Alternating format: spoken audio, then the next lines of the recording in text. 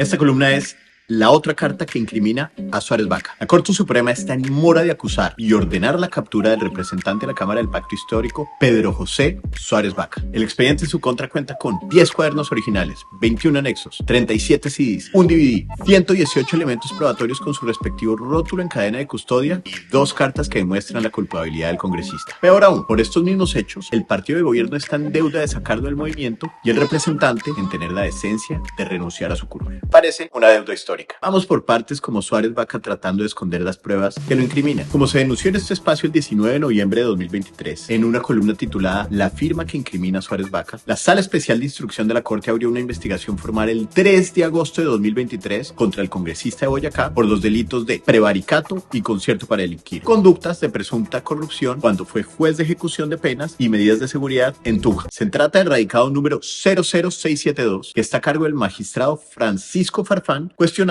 por presuntamente filtrar información del alto tribunal al clan Génico y quien solicitó una licencia no remunerada por 3 meses para defenderse de ese escándalo. Su permiso se terminó el lunes 22 de enero y el escándalo sigue ahí vivito y coleando. Los hechos específicos que investiga la Corte en contra de Suárez Baca datan del 23 de enero del 2008, cuando le correspondió al Juzgado Quinto de Ejecución de Penas y Medidas de Seguridad de Tunja controlar la ejecución de la pena impuesta en contra del señor Leilo Nevardo Ávila Santana, condenado por los delitos de tráfico de estupefacientes y secuestro por parte del Juzgado Séptimo Penal del Circuito de Bogotá. Según la evidencia, en ese momento el entonces juez Quinto Suárez Baca, a cambio de un soborno de 35 millones de pesos, le dio al condenado Larco la sustitución de la prisión intramural por domiciliaria, beneficio completamente irregular para esos delitos. Para lograr eso, el juez tuvo que empezar manipulando el reparto. El 5 de mayo de 2010, el coordinador de los juzgados de ejecución de penas y medidas de seguridad de Tunja, el señor Alberto Aconcha Cuadrado, presentó denuncia penal por la manipulación indebida del soporte técnico del reparto denunciado por la funcionaria María Romelia Romero Gómez. Romero Gómez era la encargada de manejar el sistema de cómputo del reparto de los despachos de ejecución de penas y medidas de seguridad de Tunja y estableció que, concretamente, el radicado número 12428, el del caso del narco Leilo Nevardo Ávila, fue asignado por el sistema al Juzgado Tercero de Ejecución de Penas. Según la señora Romero Gómez, ella se retiró de su puesto de trabajo por un momentico, seguro para tomarse un tintico, y al regresar encontró que el radicado citado se había redireccionado al Juzgado Quinto de Ejecución de Penas, donde estaba el juez Suárez Baca, con lo que se habían adulterado los registros originales creados por el sistema, del Juzgado Tercero al Juzgado Quinto. De esta manera, según documentos de la Corte, Suárez Baca figura no solo como un investigado por esos delitos, sino como un presunto cabecilla de un entramado delincuencial. Dentro de esa red criminal figura una exfuncionaria del Centro de Servicios Administrativos de los Juzgados de nombre Leslie Rocío Cruz Chacón, quien es la actual flamante secretaria de contratación de la alcaldía de Tunja. El nombramiento de la doctora Leslie Rocío ha sido fuertemente criticado, no por su participación en este escándalo del narco hasta ahora desconocido, sino porque es hermana de César Cruz Chacón, un personaje duramente cuestionado por sus vínculos y antecedentes en materias de contratación y corrupción en pasadas administraciones de Tunja. Pero volvamos a la investigación de Suárez Baca. En una entrevista sobre esos hechos con la W Radio el pasado jueves 18 de enero, el representante del Pacto Histórico dijo enfáticamente: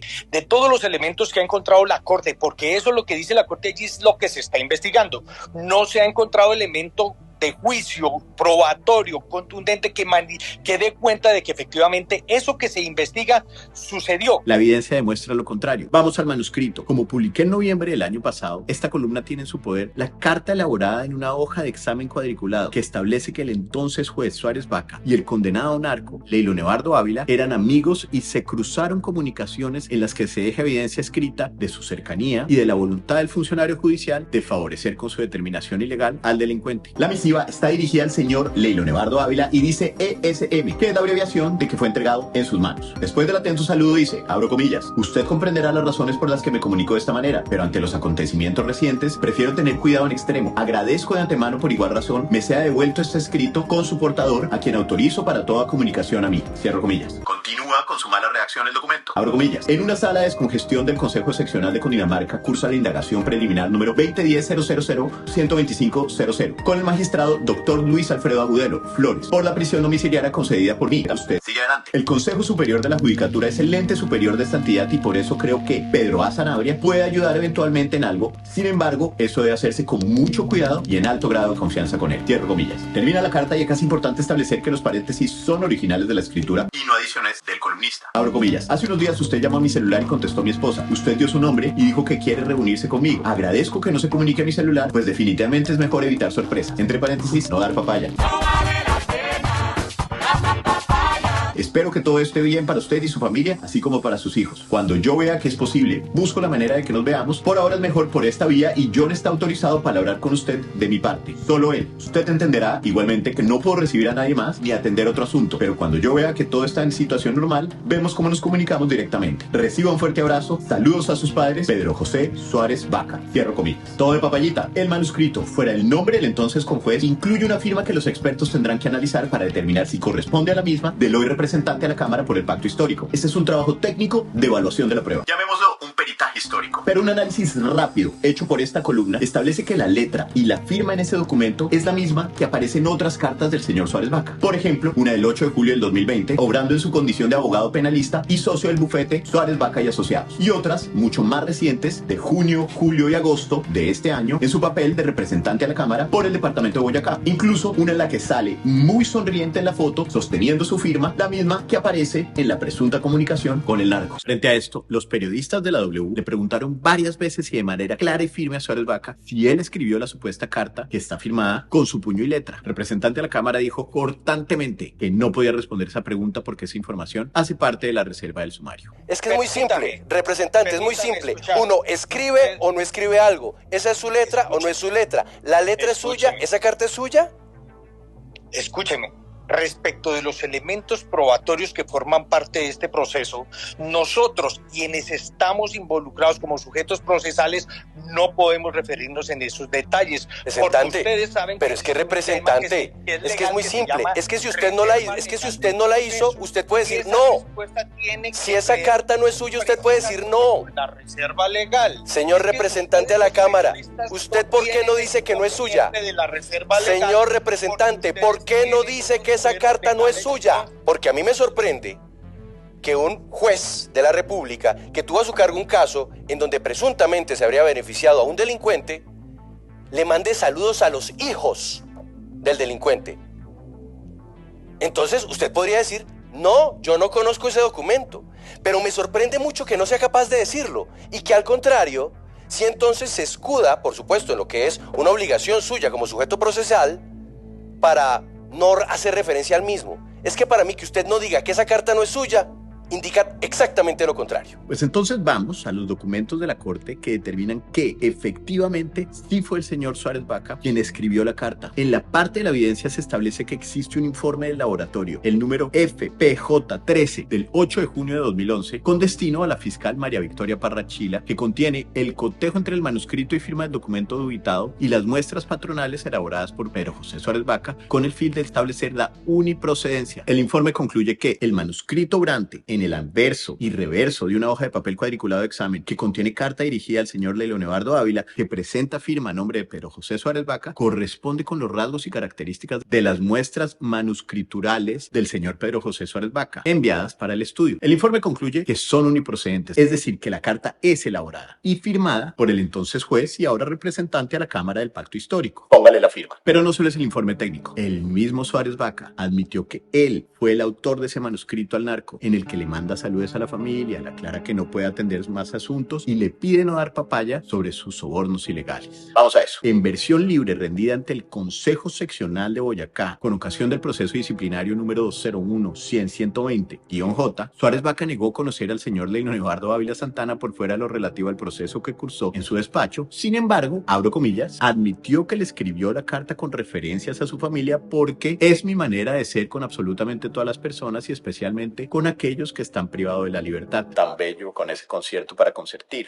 El problema es que existe una segunda carta que prueba la consecución de otro delito. Esta vez, el juez Suárez Vaca como receptor del manuscrito en el mismo tipo de hoja cuadriculada. De tanta evidencia plasmada en papel cuadriculado, parece que el representante por el pacto histórico la está viendo a cuadritos. Por eso vamos a esa carta. En ese segundo documento, con diferente letra, esta vez la del narco Leonevardo Ávila Santana, se le solicita a su amigo el juez la redosificación de la pena de otro condenado llamado Dumar Campos Abogado. La carta inclusive le da la cédula del criminal y el número de proceso con una solicitud clara: por favor, ver domiciliario. Sigue con una ampliación que parece redactada para un telegrama, abro comillas: por favor, corrección aritmética, hacer la recodificación, te lo recomiendo de corazón, lo que puede hacer cualquier cosa con el intermediario. ¿Cuál domiciliaria la carta? Acá la columna se pone un poco más macabra. Amarren sus cinturones, metan las manos dentro del carrito y traten de no marearse con los giros de esta historia que parece una montaña rusa. El 1 de abril de 2003, el país fue sacudido en sus entrañas con la noticia de un secuestro de un bebé de tan solo 3 añitos, llamado Vitis Karanauskas, en la vía que conduce de Villavicencio a Restrepo en el Meta. Mucha atención de los medios, la gente estaba muy enterada del caso, especialmente porque era un caso que no era común, porque para ese entonces, y pues todavía, no es muy común que secuestraran niños. Yo creo que fui el segundo niño menor de, 5 o 10 años que secuestraron en el país, entonces causó mucha conmoción en la gente. Una semana después del plagio, el grupo Gaula de la policía, con apoyo del ejército, rescató al bebé de 3 años.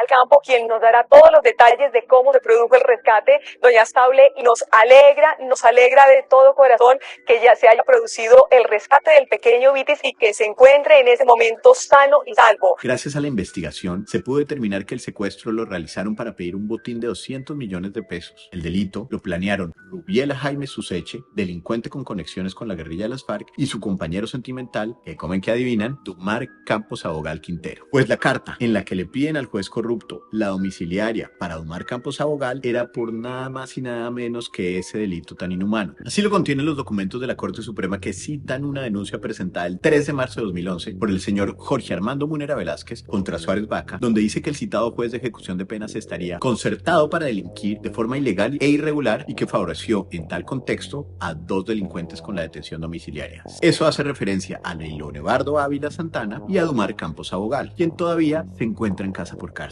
Ese es el tenor de Suárez Baca. Por eso nos sorprende que a la actuación de la Corte se incorporó un informe de Policía Judicial del 25 de octubre del 2022 en cuyo contenido se muestra que existen 9 radicados adelantados por diferentes delitos donde aparece el nombre de Suárez Baca como investigado. 9 casos, una novena de aguinaldos. La Navidad es un tiempo lleno de esperanza. Entonces, resumamos. El mismo personaje que fue avalado por el presidente Gustavo Petro como un ejemplo de valentía, dignidad y transparencia cuando fue candidato a la alcaldía de Tunja y después a la Cámara de Representantes, parece únicamente un buen ejemplo de ser, como lo calificó el alto tribunal, el gran cabecilla de un entramado delincuencial. La pregunta es, ¿qué espera la Corte para actuar y el pacto histórico para reaccionar? Como respuesta a esta columna, publicada el 21 de enero en cambio, el representante a la Cámara, Pedro José Suárez Baca, citó a una rueda de prensa el pasado jueves, 25 de enero. Ustedes han seguramente leído y visto las 2 columnas del señor Joey Ackerman, a quien reitero mi absoluto respeto, pero que merecen hoy una respuesta contundente y seria de nuestra parte, porque hay unas afirmaciones, especialmente en la segunda columna recientemente publicada por este periodista, en donde dice cosas que no son verdad. Dijo que todo esto era una persecución política, mientras su abogado leyó una larga carta y confusa que no aclara mucho, sino más bien que oscurece. Vamos a cada uno de esos argumentos. En síntesis, el representante de la Cámara, Pedro José Suárez Baca, no recibió sumas de dinero proveniente de condenados para beneficios con decisiones judiciales o sustitutos penales. Falso. Aunque eso lo debe decir la Corte Suprema, si recibió dinero o no, el testigo, mensajero y denominado intermediario, tanto por Pedro José Suárez Baca como por el narco Leonevardo Ávila Santana, afirma lo contrario. Esto es lo que dice el testigo en contra de Pedro Suárez Baca, quien era su conductor, y de cómo se estaba haciendo estos movimientos a favor de Leonevardo Ávila, recordémoslos, condenado por secuestro y por narcotráfico. Me lo entregó personalmente. Así no en bolsa ni nada, sino así. Tome esto, es para el doctor Pedro, me hace el favor y se lo lleva. Él leyó la carta que el doctor Pedro le mandó, me entregó la plata y me devolví. Según la evidencia, en ese momento el entonces juez Quinto recibió un soborno de 35 millones de pesos a cambio de darle al condenado narco la sustitución de la prisión intramural por domiciliaria. Beneficio completamente irregular para esos delitos de tráfico de estupefacientes y secuestro. Entonces, los hechos que establecen que el juez en ese entonces sí le dio el beneficio de domiciliario. No concertó ni manipuló repartos para asignarse los acusados que presentaba. Falso. Como se dijo anteriormente, el 5 de mayo de 2010, el coordinador de los juzgados de ejecución de penas y medidas de seguridad de Tunja, el señor Alberto Aconcha Cuadrado, presentó denuncia penal por manipulación indebida del soporte técnico del reparto, denunciado por la funcionaria María Romelia Romero Gómez. Así de claro y así de sencillo. El testigo de cargo se contradice respecto a la alusión a una cifra de dinero. El que se contradice es el señor Suárez Baca, quien le escribió esa carta al narco pidiendo no dar papaya y mandándole saludos a sus padres. Posteriormente admitió en versión libre rendida ante el Consejo Seccional de Boyacá, que le escribió la carta con referencias a su familia al narco porque, abro comillas, es mi manera de ser con absolutamente todas las personas y especialmente con aquellos que están privados de la libertad, cierro comillas. Y ahora dice que todo esto es falso y que es una persecución política. Nada explica una carta a un narco pidiendo que guarden un secreto en sus comunicaciones y que no den papaya. Por eso el auto de la corte dice que Pedro José Suárez Vaca habría recibido, además de parte de Ley Leonardo Ávila Santana, la suma de 35 millones de pesos como pago por sustituir la prisión intramuros por la prisión domiciliaria. Así de claro y así de sencillo.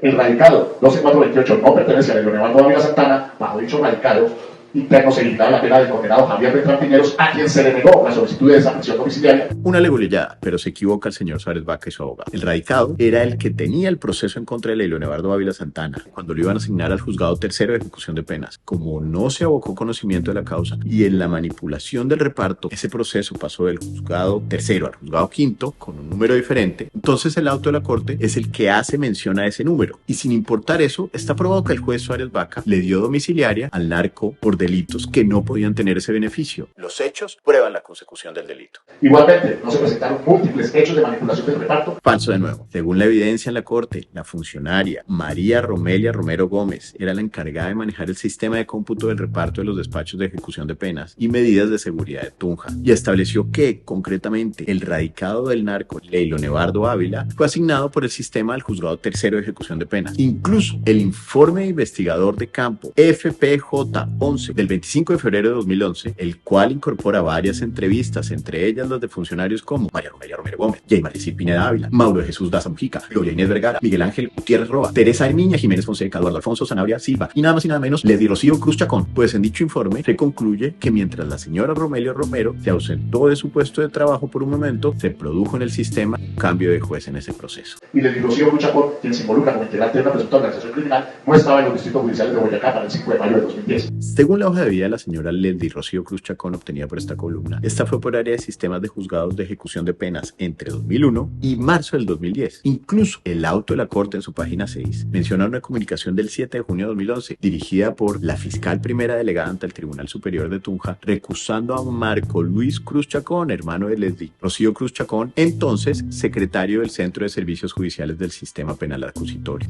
Por último, Pedro José Suárez no reconoció ni concedió la prisión domiciliaria al secuestrador de menor Vitis Caras Nauscas, el señor Duman Campos Sauda. Si bien puede ser cierto que Suárez Vaca no consiguió la domiciliaria a Campos Abogal, está probado documentalmente que el narco Ley Leonardo Ávila Santana le pidió eso con su puño y letra para que le diera ese beneficio a Domar Campos Abogal. Y que existió una denuncia interpuesta por el señor Jorge Armando Múnera Velázquez en la que afirma que, abro comillas, estaría concertado para delinquir de forma ilegal para favorecer a Leilo y a Domar. Continuaremos en esta columna haciéndole seguimiento a este caso y denunciando con evidencias este escándalo que no deja muy bien parado al representante a la Cámara del Pacto Histórico, Pedro José Suárez Vaca. Para más información visiten la versión impresa de esta columna en la revista Cambio en su página web cambiocolombia.com.